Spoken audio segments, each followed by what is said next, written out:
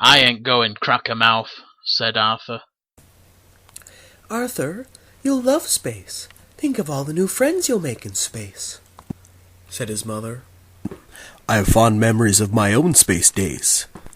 Space is hella fun, nigga, said Arthur. I ain't going, honky lips. Arthur's parents then locked Arthur into his sleeping closet for the night. Through the peephole in the sleeping closet, Arthur could hear his parents talking about how much they were looking forward to when Arthur would be shot out into space and die, and probably explode, and shoot his bits everywhere. Arthur was at the bus stop the next morning. He was the only kid who had showed up, and that meant Arthur had to sit up front next to Krusty Mike, the bus driver. This also meant that Arthur was going to have to spend 4 hours alone with Krusty Mike. During those 4 hours, they'd likely end up playing the peekaboo game. Not the normal peekaboo game, but the special one you play with gentleness and genitals. Arthur could barely wipe away his tears because the handcuffs were restricting his hands too much.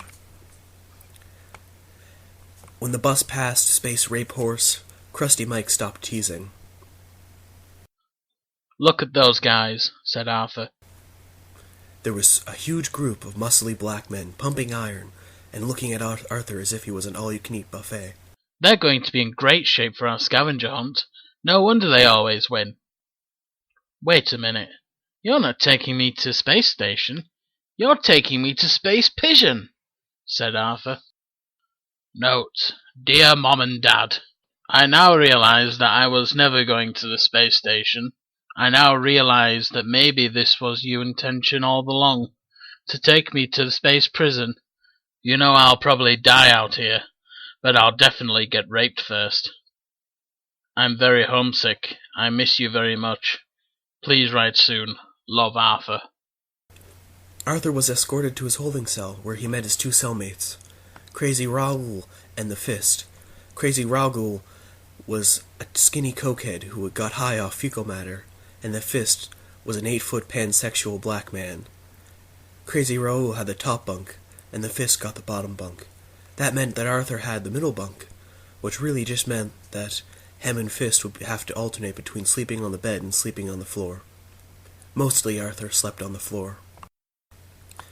On the first day, Arthur sat alone in the cafeteria. The food in prison tasted horrible, like human falafel meat and dead asparagus. Luckily, Arthur had brought some food of his own.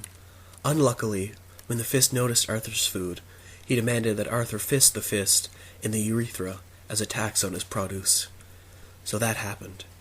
The Fist also defecated in Arthur's mouth, and then stole his toothbrush so that he could never wash it out. Now, however, will I get my teeth cleaned? Arthur moaned. When they got back to the cell, the Fist was too tired from all that faggot shit to think of brushing his teeth. And Arthur didn't even have a toothbrush anymore. They crawled under their covers and Arthur screamed. The Fist! What are you doing in my bed? Arthur screamed. It's fine, Arthur. I don't mind sharing a bed with you. Just crawl under the covers and I'll keep you nice and warm. The Fist! Note, dear Mom and Dad, space is terrible just like I thought. The food is bad and my wiener hole is still very sore. Please come and get me. The next day they had the space prison games. A large group of prisoners gathered around a small cage while 2 inmates fought inside. Screamed one of the inmates as he lunged at another inmate.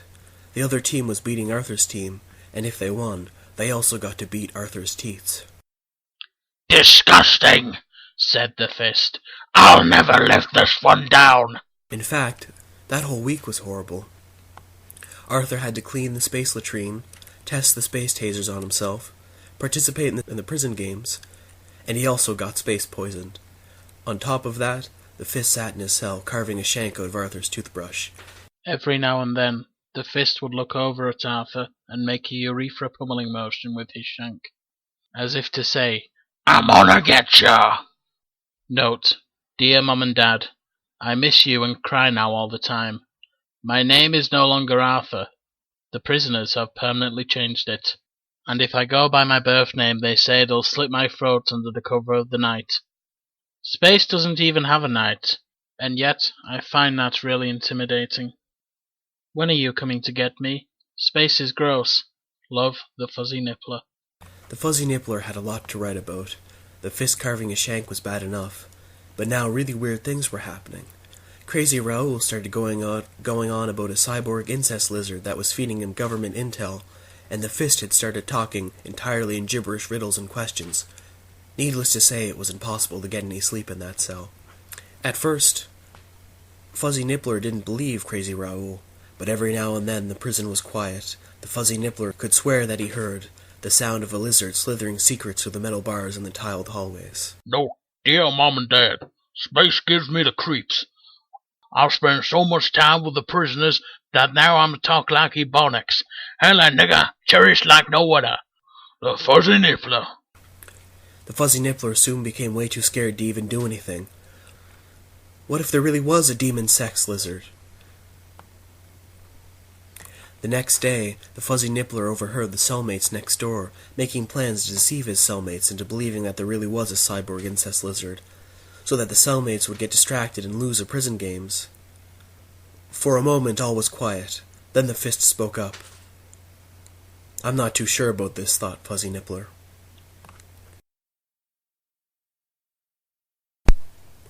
Sup, mama popsicle? I'ma blow this popsicle stand, nigger. I'm comin' home, Mr. Jackson. Space gazebo, Fugo Rockman. The next morning, the fist read aloud the list of things that he needed for his plan. 1 latex condom, a roll of duct tape, a 5 caliber revolver, 10 bullets, the brain of Jerry Seinfeld, a live possum, Frank Clark, and herpes. Good. Now the plan can commence. The gang had no problem finding the items and quickly brought them back to the fist. The fist laid his hands through the bars, grinning at the guards patrolling outside the cells. Hey, Mr. Godman, how about you come over here and tickle my pancreas? The fist hollered. What the fuck you just say, you little scum? The guard yelled at the fist. Quick, the possum! The fist yelled. Strange noises started emanating from the dark cell. Suddenly a small, furry animal burst from the cell. A raccoon? Hollered the guard as a possum mauled his fucking face. And that's how we do that, said the fist. He then opened the cage door, which caused Arthur to realize that they had never actually been locked. Then the gang broke free from the cage and started to run wild. They broke into the cage of the inmates next door. Quick, grab those fucks and tie 'em up. Hey guys, you don't have to do this. I have a wife and children. I'm only weeks from getting away from this place. Just let me go, okay?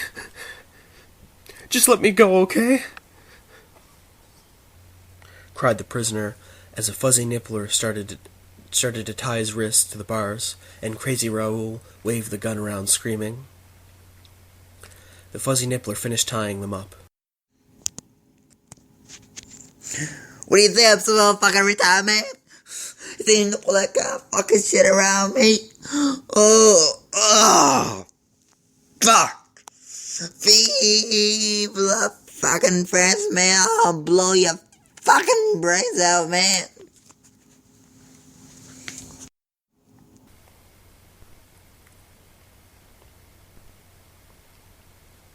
Fuzzy Nippler, take the gun and execute this cocksucker.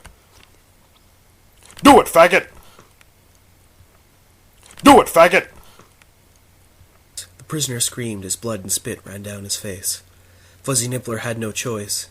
He slipped the dirty gun into the helpless prisoner's mouth and slowly pulled the hammer back, pressing the trigger, sending the bullet sprawling into the back of the man's throat, exploding through his skull, sending his crimson blood spewing about the prison cell.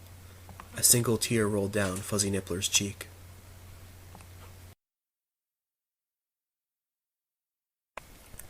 I can't live with myself no longer, Fuzzy Nippler thought, as he hurled towards the cosmic void. The only way to quench this guilt I feel is to kill myself as well. Maybe then I can finally rest.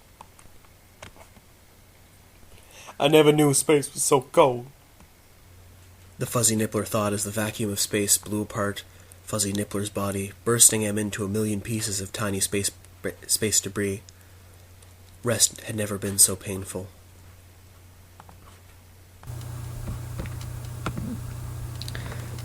Note: Dear Mom and Dad, I'm dead now. You were right. I did explode my bits. P.S. In the summer of '69, I met the love of my life. His name was Clark Gable, and he sold flowers in the gas-stop bathroom at a local Safeway supermarket. This is where my cherry was first popped. It's also where I learned to appreciate the fine nuances of the brilliant music genre known as steampunk hyperpop. Fond the memories were of lounging in my summer dress on the patio Clark's parents had left to him. These days were our own. We were young and free and alive. I remember the feeling that came over me the first time when Clark told me he was pregnant with my child. Joyous I was when I heard the good news, so much that I rushed to the Safeway and purchased the materials to begin renovation on our spare bedroom, to turn it into a baby's room. All that fall, I worked day and night to build a space for my approaching child, and at the end of the day, I would slump down against the wall and sigh, knowing that I had worked myself hard, knowing it was worth it for the baby, and it was worth it for our future. By spring, I had finished, all except for painting the room. Myself and Clark decided that we would leave it blank until we knew if the child was a boy or a girl, before painting the room. We didn't know because Clark decided that he wanted to wait until the baby was born to find out. He was old-fashioned like that. The next night I rushed Clark to the hospital. The night was a cold and rainy one, and the roads were wet and sleek. I sped down the highway towards the nearest hospital. Clark sat in the back, crying in pain, as if he himself were the child. The sound from Clark's mouth hole was deafening, and I found it nearly impossible to concentrate. From the corner of my eye, I saw this monolithic blur of a massive tractor trailer just in my frame of vision. I tried to react, but I was too slow. My car slammed head-on into the truck, crippling the front half of my car, sending shards of glass and metal flying into the air. One of the shards flew through the window, hitting Clark directly in his stomach, slicing it open, killing both Clark and my child in the process. The slit in Clark's stomach revealing to me the bloodied corpse of my child, causing it to spill out into the car along with a pool of blood and other bodily fluids.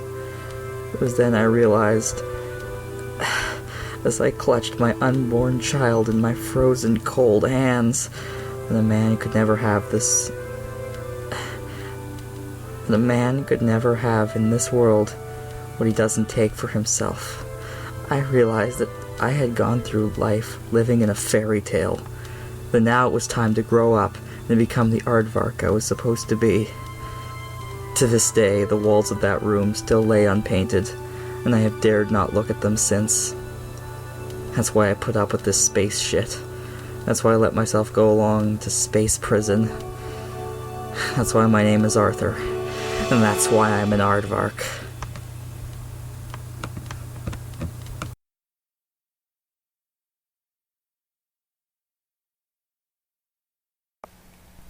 Salutations and good night.